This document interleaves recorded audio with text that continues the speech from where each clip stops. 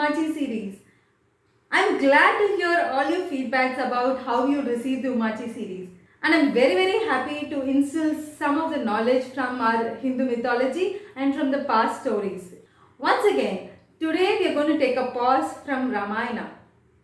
Instead, we are going to dive into Krishna's story. And tomorrow is World's Friendship Day. I hope you all know that. Every year, the first weekend of August is celebrated as Friendship Day. Our stories from the Indian mythology have many such great friendships, be it that of the Krishna and Arjuna, or that of the Duryodhana and Karna, or of Rama and Sugriva. But to top it all, the friendship of Krishna and Sudama is so favorite for me and holds a close place in my heart. So today we are going to read the story of Sudama and Krishna and their deep bound friendship. Today we are going to read Friends. The tale of Sudama and Krishna comes from the Bhagavatam. This story highlights Sudama's intense devotion to Krishna and Krishna's unconditional love for his dear friend Sudama. The story also emphasizes how an ideal friendship should be. True friends are genuinely happy just to be with each other without any expectation in return. It is believed that Narada was born as Sudama to enjoy friendship with Lord Narayana. Let's read on. Sudama, also known as Kuchela, was from a poor Brahmin family. He was a close friend of Krishna. As young boys, Sudama and Krishna both grew up under the guidance of sage Sandipani. During their stay at the Gurukul, Krishna and Sudama always looked out for each other. The two boys were exemplary disciples of their Guru. Not only were they sincere in learning, they were also very helpful to the Guru's wife and helped her with several chores. After their education was complete, Krishna and Sudama took the blessings of their Guru and bid farewell to each other with a heavy heart. Krishna went back to Dwaraka and became the king. Soon he married Rukmani, the princess of Vidarbha. Sudama went back to leading the austere life of a devout Brahmin. Sudama was married to Sushila, a pious Brahmin lady. Sudama constantly praised Krishna and spoke about their friendship to his wife. Even though they were not rich, they were content with their chaste life. Years went by. Sudama and Sushila had a child. They managed to run the family by borrowing from their kind neighbors every now and then. Sushila requested Sudama several times to visit Krishna and ask for help. But Sudama did not want to visit Krishna for selfish motives. Sudama's family grew poorer by the day. Sushila's heart broke seeing her little child go hungry and wear tattered clothes. Sushila approached Sudama yet again and pleaded, Sudama, you don't need to ask Krishna for anything. Even seeing the Lord of Dwaraka will bless us and bring good fortune to us. Sudama looked at the miserable state of his family and thought about what his wife said. He also yearned to meet his childhood friend. It had been so long since he parted from Krishna. Sudama agreed to go to Dwaraka. Before leaving, Sudama asked his wife, do you have anything I can take for my friend? Sushila remembered Sudama telling her that Lord Krishna loved rice flakes. She hurried to a neighbor's house and borrowed some. Sushila tore the edge of her garment and made a simple pouch out of it. She put the rice flakes in it and handed it to her husband. On the way to Dwaraka, Sudama's mind was full of both excitement and anxiety. One moment he was enthusiastic at the thought of meeting his dear friend, And another moment he was doubtful if Krishna would recognize him in this mendicant state. Sudama reached Dwarka. The city looked beautiful and opulent. There were big houses everywhere. Amongst all of them, a magnificent palace stood out. It was made of marble and glittered in the bright sunlight. It was guarded by attendants. Sudama approached the guards of the palace hesitantly. "Who are you? And what do you want?" one of the guards asked in a curt tone. "My name is Sudama. I am Krishna's old friend. Can you please tell your king that his childhood friend Sudama wants to meet him?" Sudama replied in a soft voice. After the long journey, Sudama looked like a ragamuffin. The attendant was skeptical. He told Sudama to wait and went inside to check with Krishna.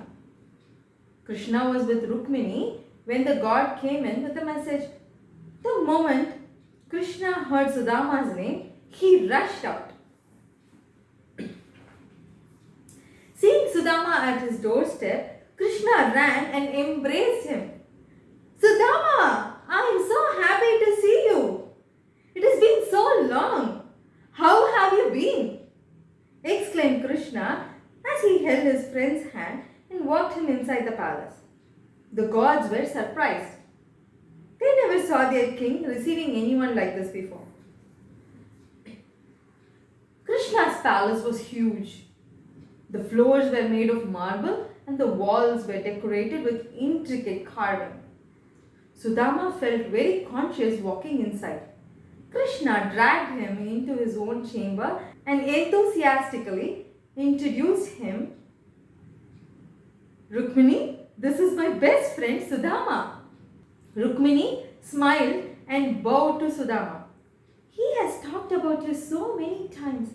I am so glad you came." Krishna interrupted. "Sudama, are you married now? Do you have children?"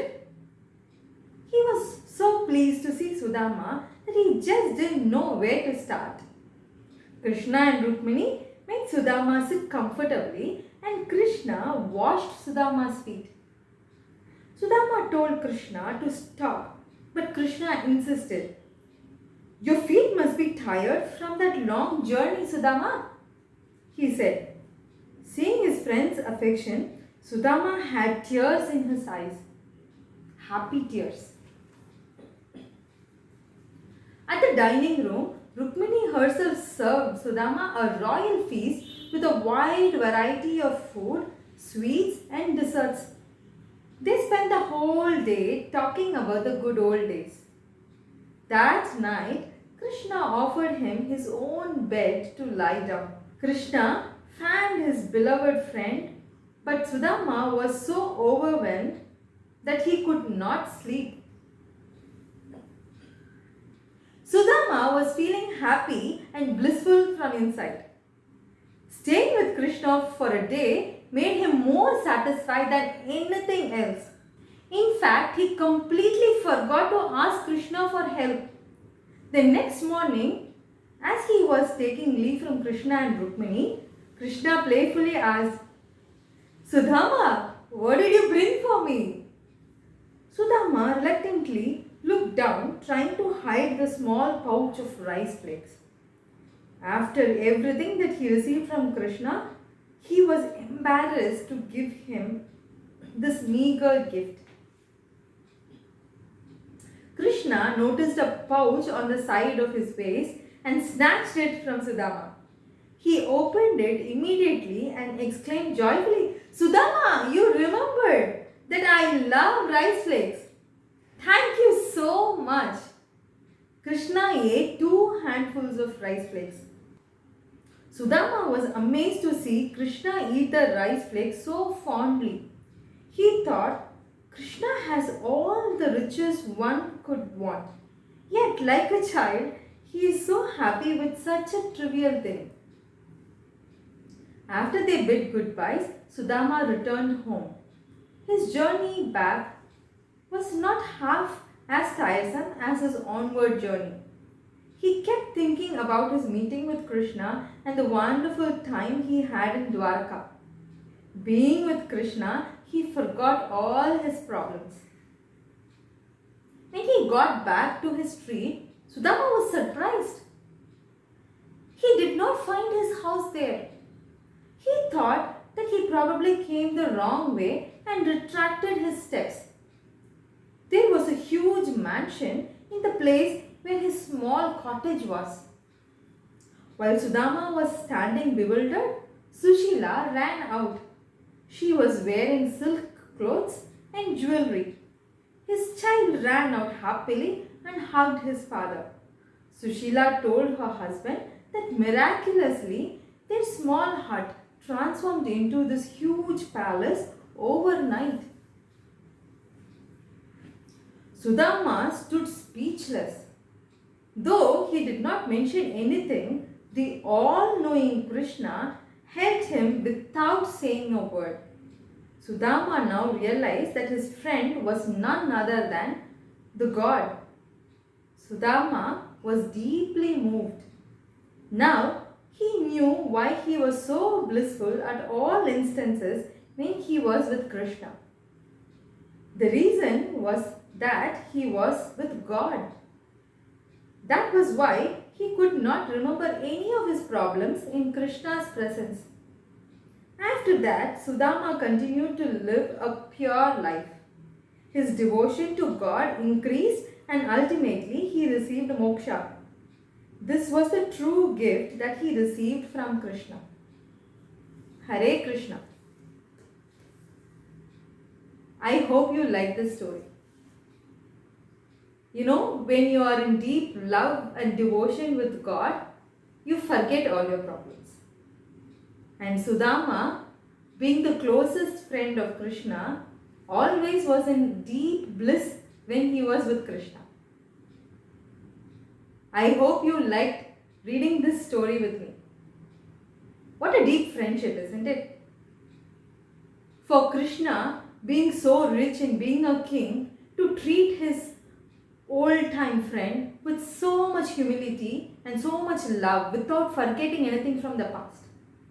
And for Sudama to be so overwhelmed when seeing his friend and not even asking for any favor or help for which he came to actually meet Krishna. What a true friendship, isn't it?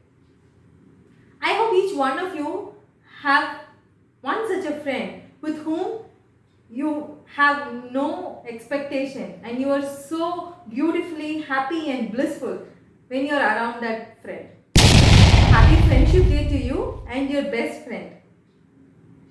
I hope you liked reading this story today. If you did, please like, share and subscribe. Come back for another episode of the Umachi series here at the Little Story Station. Until next time, take care and be good. Bye.